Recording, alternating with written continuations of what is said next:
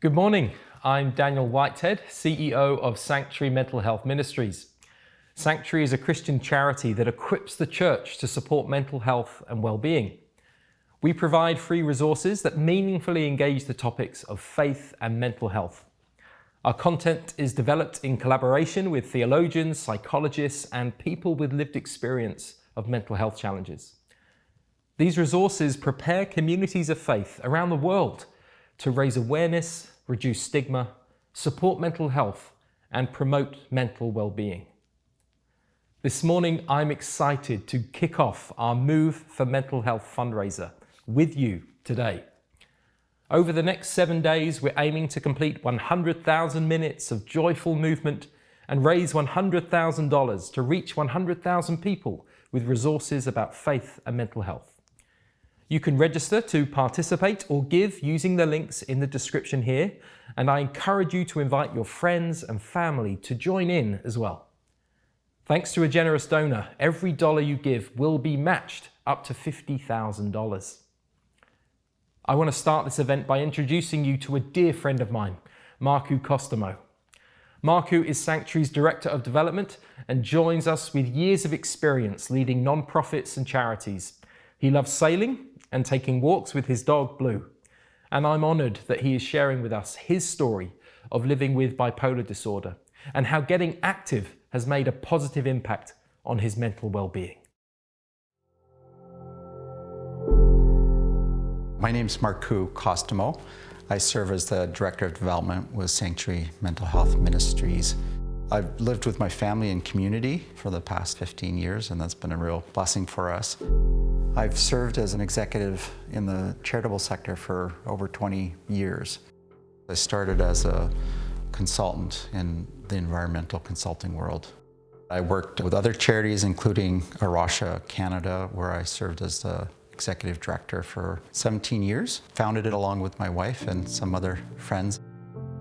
I have bipolar disorder, and I'm in recovery, and I'm grateful for that. During that whole season of serving as an executive, I struggled with symptoms of depression and lived openly with that, was on medication, but it turned out that I was actually misdiagnosed, and that made life chaotic. I actually was so active up until my early 30s, exercising a lot, competitive cross-country skiing and running and canoeing and whitewater paddling. That actually kind of pushed off the bipolar disorder and depression. Right before I was diagnosed with bipolar, there was a 3-month season where my energy just kind of kept rising. And then you add in like a stressful work-related event. And then I actually went on a really adventurous canoe trip. And so that ramped me up even more. So it was sort of like a perfect storm for a significant manic episode. And that's what happened. You're not really fully aware of what everybody else is aware of. Over a period of a month, friends and my wife Leah and a mentor were really watching. They did an intervention and took me to the hospital. And I was diagnosed with bipolar disorder 1 and hospitalized. My experience of that journey into being diagnosed was outwardly not a big deal, and then part of me being completely freaked out. I knew what the stigma was like, so it was just this complete fear of a diagnosis. Later, my friend said to me that I knew something significant was wrong because you were talkative and happy and fine, you're making small talk, and everybody else was in tears. So that sort of gives you a little window into what mania is like. My journey of being diagnosed and accepting that, it wasn't an instant journey. It took 3 or 4 days to come to the place of, I accept my diagnosis, and to identify with these other people in the hospital. I remember then starting to engage more openly. Being in the hospital was really helpful in that way. My faith was vibrant, a part of my journey. And as I came out of that hospitalization and spent time in therapy, spiritual direction, with friends, conversations, I felt held by faith and community and church. But There was also anger, not just anger at others, but there was anger at God. I came to understand that God could handle my anger. I felt completely free to express those emotions to God, to ask big questions, to doubt, to question faith, and to come back in a new way to reconcile my experience. Part of my journey was a second hospitalization because I was suicidal and experiencing significant depression. That journey was harder because it comes with a more clear memory. Post-mania, you don't necessarily remember everything, but depression is much more of a solo journey where you're not impacting others, but you are potentially impacting yourself. The back end and journey out of suicidality is a hard, long road, coming to a new understanding of being loved by the Creator. And then ultimately coming to a new understanding of what it meant to love myself. And that's been a really healing journey in the midst of lots of helpers, spiritual direction, mentors, therapists. I've been surrounded by people that have helped me along the journey. It's not a solo, triumphant journey, but this stumbling journey in the midst of community.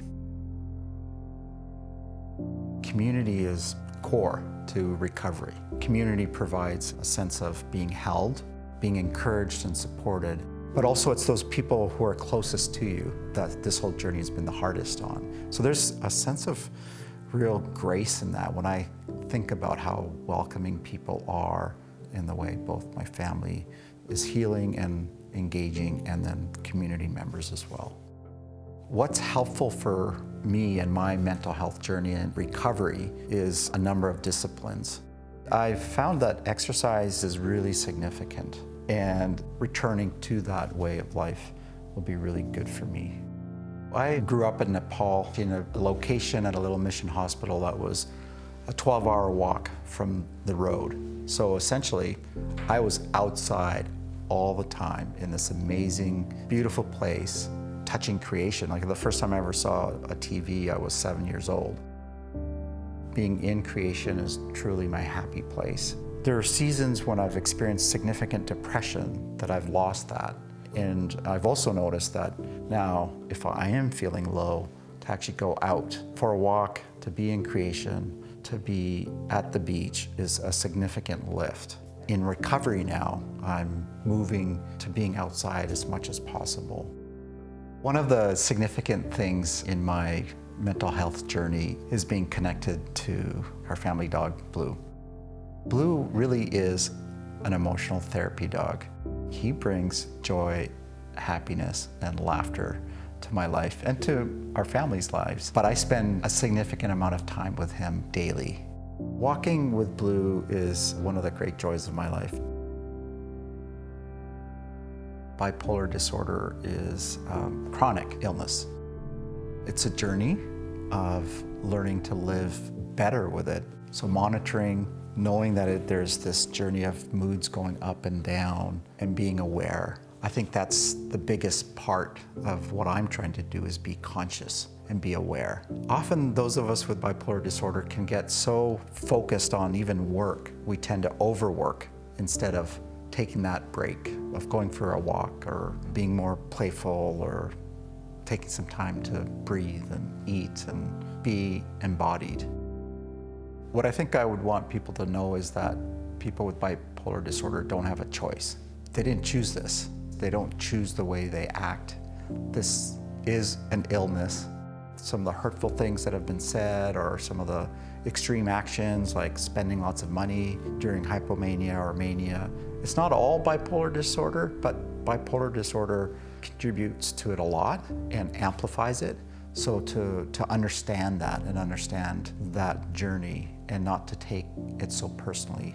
It's not to say that the person who has bipolar disorder is not accountable, but it's just to have that extra grace and understanding that they didn't choose this. Sanctuary Mental Health Ministries has been significant in my own recovery.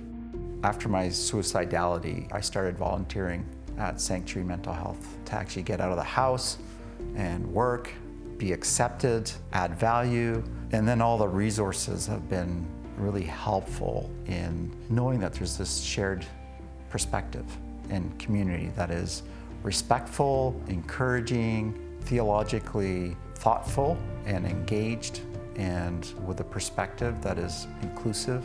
And so that's been really significant from both a faith perspective, but also from a mental health journey perspective. If you're struggling with a mental health challenge right now, my encouragement to you is to connect to your friends and family around you.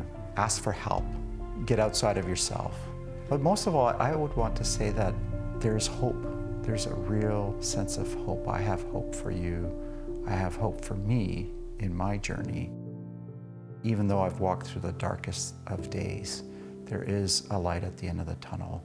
It doesn't mean that we get miraculously healed necessarily, but there is healing, and there is a journey towards hope and towards the light.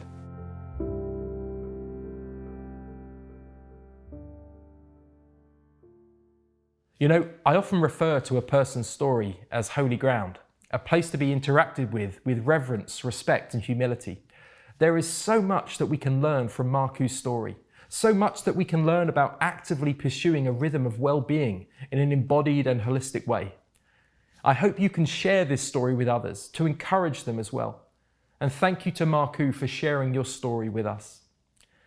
Now, I'm going to pass the mic to Lizzie Ojo, our very talented communications coordinator, who will give you all the details about how to participate in Move for Mental Health this week.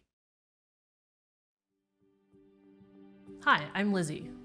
Sanctuary's mission and vision are at the heart of Move for Mental Health. We believe that caring for mental health and well-being is an important part of what it means to be a church.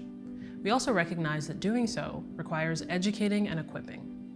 This is a call that Sanctuary aims to answer with compassion and hope as we develop resources to better equip churches to support mental health and well-being.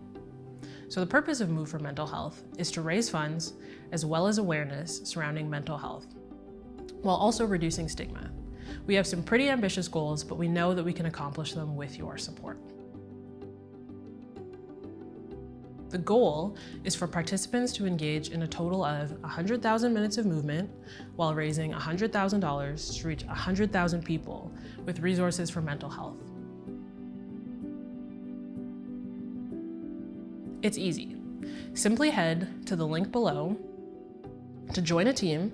You can also sign up as a team captain or as an individual participant. Then, during the week of June 12th to 18th, you can engage in any form of movement that brings you joy. Our goal is for this to be as accessible as possible for you, so you can walk, you can run, garden, stretch, swim, whatever your heart desires. Then you'll log your minutes of movement and report them to your team captain daily during that week. Team captains will then post their team's minutes every day on our fundraiser page. And while you're moving and grooving, you can also invite your friends and your family to join you and to donate to the cause. Physical activity is a fantastic way to improve your own well-being and has honestly had a huge impact on my own life personally. But we do recognize that some people may have a complicated relationship with exercise. So if you would rather not move, you can also support by donating at the link below. All donations will be matched by a generous anonymous donor up to $50,000. So for every dollar you donate, it'll be matched and automatically doubled, doubling your impact as well. You can head to our website to learn more. And if you're watching this in the UK, please head to sanctuarymentalhealth.org/UK. With the proceeds from Move for Mental Health, we can fund more research and more development to create more resources that better our communities. To date, Sanctuary's flagship resource, the Sanctuary course, has reached an astounding 65,000 course participants. And we have other amazing resources available and in the works as well. The Sanctuary course for Catholics is now available on our website, as is our blog. Additionally, Healing in Color is an art exhibit at the Dalshindle Gallery that explores the intersection of race, faith, and mental health. To broaden our scope, we are also developing a Spanish translation of the Catholic course, as well as a community development resource. All of these are made possible by generous support from everyday people such as yourselves, and people who want to further the conversation surrounding mental health and faith. Our last ask is that you share the word and invite your friends to join your team, share the link to the fundraising page, and connect with us on social media. So you can share using hashtag Sanctuary Moves and hashtag Move for Mental Health. We can't wait to get moving with you guys. So that's it. Register now, invite all your friends to join you, and get out there this week and move for mental health. We all know someone, like Maku, who has experiences with mental health challenges, or we have lived with them ourselves.